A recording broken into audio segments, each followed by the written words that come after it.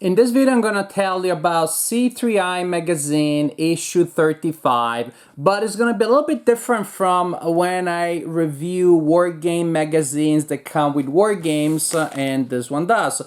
Usually I review the Wargame and I tell you a little bit about the magazine. In this case, I'm gonna talk about and around the magazine, and I'm not gonna talk about the game, which I have not played. So it's gonna be different. Think of this more like a podcast, like a video blog, rather than a review proper. More like a conversation between me and all the stuff that I think you want to know, and maybe even you need to know. Who knows? I'll start just to show you with a random story. I swear, last week, maybe 10 days ago, I was struck by this completely random thought. I started thinking about the time when I played Mark Herman's Empire of the Sun, and I think that was about 10 years ago almost. And I realized, wow, I don't know that I would be able to play these days. First, even back then, as a parent and somebody with a full-time job, committing to a game of that complexity, I was able to do it only because of a fairly extraordinary situation. I was a visiting professor in a university in Italy, and that's the easy life, because I was delivering my lectures. But of course, when you're visiting, you're not part of the administration. You don't do all of those meetings. You don't do any of the paperwork. And also, again, I was there and my family was here, so a lot more extra time than I got usually as a parent. And so I was able to just set the game out and devote hours and hours or upon hours to that game, really enter that mental space which is required for a game that complex. And I thought, I don't know when I would ever have again the situation. In a couple of years, maybe, when I'll suffer from the empty nest syndrome, which I won't. I will. So when I will, maybe I'll set up Empire of the Sun. But even like right now, if I had that amount of time right now, I don't know that I would be able to. I still feel the burnout from the pandemic. Not from COVID, which I didn't get, but just a certain degree of mental exhaustion that makes it harder for me to commit to the kind of complicated war games that I could play 10 years ago or so. So I was thinking about all of these things, totally random, I swear. And then like 1 or 2 days later, a review copy of this magazine shows up. I'm like, oh, cool, I'm going to play the war game that comes with the magazine, because usually war games tend to be simpler, lighter than the box war games. And what do I get? Empire of the Sun 2.0, Burma. And a game that it's proudly set somewhere, I think in the magazine. It uses all of the rules of Empire of the Sun for a game that is, however, much smaller. And so it is played on this map, fewer game pieces, but all those beautiful 36 pages of rules are gonna be there. So, weird coincidence that it just happens. This war game magazine comes with a war game that I just happen to think I'm never gonna be able to play, and I don't feel in the mental space to play a game based on that system right now.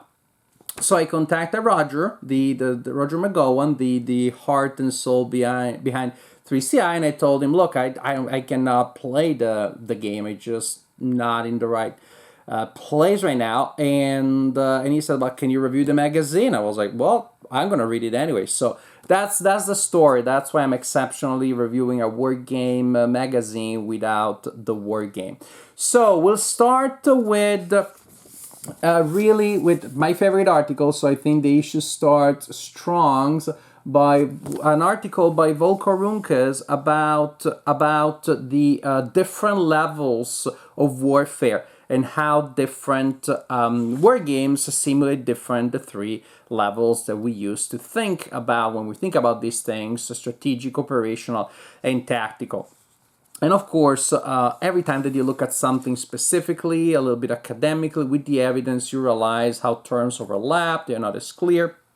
as we like them to be. And so there's a description here that shows how when we think about an operational war game, it often has elements from the other levels, and so pretty much, and the same can be said for a lot of other games at other levels. So after that introduction, pretty much we are treated to a method that instead of just trying to pinpoint this game goes in that box, that game goes in that box, looks more at family resemblance, meaning we are given by the author a list of traits that tend to pertain to the strategic level, to the operational level, and to the tactical level. So the idea then is more of evaluating games on where they fall within a spectrum. So if you look at a certain game, if it has more aspects of one range of one level rather than the other. So I really like that. That is also something that I do in my academic job. When I evaluate literature or culture, I look at things as family resemblance, as how many traits of the general family this thing has or doesn't, because ultimately when we place labels that are too clear, that are too well defined, we're probably making stuff up to an extent, or at least impoverishing reality to make it fit our labels, which are convenient, but again, they tend to be very simplistic. So to me, that's very interesting. It's a long article with a lot of evidence. It gives you the theory behind it. It gives you the application. Really enjoyed that. Then we have an article about uncertainty in war and how to simulate it. The author Jeremy White takes issue with the way in which fog of war is often represented as an all or nothing, I know or I don't know, and he replaces with the idea of a moonshine in which you can still see something but less clearly, and in particular he talks about that was applied to his own Atlantic Chase, which is a game that I tried to play, and I think the game has great merit. I think the game has a lot of interesting ideas. In particular, one of the most original ones is the core concept of the trajectory, meaning that movement at sea represented by these lines of pieces where the enemy that you're trying to hunt down might be. You yourself, the owning player, don't know exactly where the convoy ship represented there is exactly. And so it represents sort of like double, again, not double blind, but double moonshine kind of figure of knowledge. And again, I tried to play it, and I played a couple of turns with a friend even, and I just, too many procedures. Go back to the Burma thing. I just, when I was trying to figure out if a certain die roll followed this rule or that rule, I just wish there was only one rule. It felt fiddly to me, but again, operational word here, felt. I don't know if it is. I know it is at this point too procedural for me. And the beautiful thing, all of these new innovations, I wish they had been, injected around the core that was a little simpler and more approachable. Mark Herman tells us about the sequence of play, or how to organize chaos with different, of course, approaches that's been done. There is in general a common approach to all or most of the writers for this issue, which is, well, you start with a core idea and you look how it was done by across many war games over a period of time, usually going back to the 60s and the 70s, and of course that has merit. In a certain sense, there is a very strong reminiscing element. A lot of these stories had to do with not just, well, this game does this game does that, but rather when I was playing this game in 1970s, and then when I met the designer, he showed me that other game, and we did this and did that. And this approach, of course, it's even more prominent when you get to interviews like the one for Von Boris. And again, it's interesting to see the person behind the games. I didn't know that his home base was in Louisville, Kentucky, for example, which I live in Southern Indiana, and we visit there from time to time. It's a lovely city. I just love Louisville. And then we have articles about specific games, such as the Red Eclipse, Battle for Kursk. I'm gonna go more on the ones that I found most insightful because some of these games I haven't played. So to me, reading an article in the details about the details of those games is interesting. But Jason Carr tells us about game development. There's often an unknowledge and mysterious and yet key element of making a game real. And sometimes you play a board game and you really see, wow, the designer had a great idea. Where were the developers? Because the game is not fully playable. The components are not, they don't go together. The information is counterintuitive. The rulebook is a mess, etc., etc., etc. So just like you see a book and you not only see the name of the author, but the editor was there to make the book possible. It's nice to have to have a reminder of how game development works and makes the game real, that makes it happen.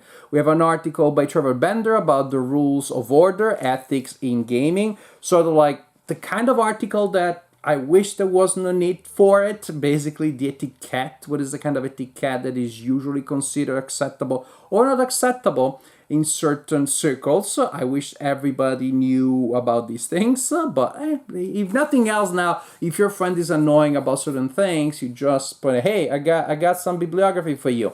And this is, hey, it says that in a magazine, and it's a really good-looking magazine, coated cover. So it has to be true. You got to follow these rules now. Sorry, that's the law. Interesting take in an article by Harold Buchanan. That's not a word game, because we have spent a long time, all of us, debating what a word game is. Different take on what is not.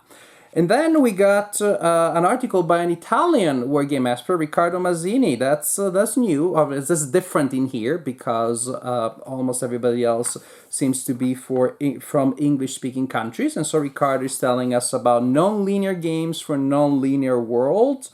For a non-linear world, so how to simulate, again, we go back to Clausewitz, to the confusion of the battlefield, to non-immediately dynamic factors that still play into the overall experience of wargaming. Therein Levelov tells us about the new edition or the various editions of Soviet Dawn. I recently reviewed the new edition, and now we know more about the history of that game, which is one that I like very much. And then we have an interview to Dan Forney and a couple of other short articles, such as an article about Fire Movement magazine. So, and then we get to the end. Of course, then we have other extra materials here to come. We have a whole game. You only need to reread and relearn the rules of Empire of the Sun to play Burma. So who would not want to do that? Again, not me right now, maybe at some point. So what we have here is a magazine with a lot of interesting ideas, a lot of interesting articles. If you like war games, there are gonna be conversations in here that are gonna be interesting and relevant to you. I'll say one thing though, which came to mind precise as I was reading the magazine.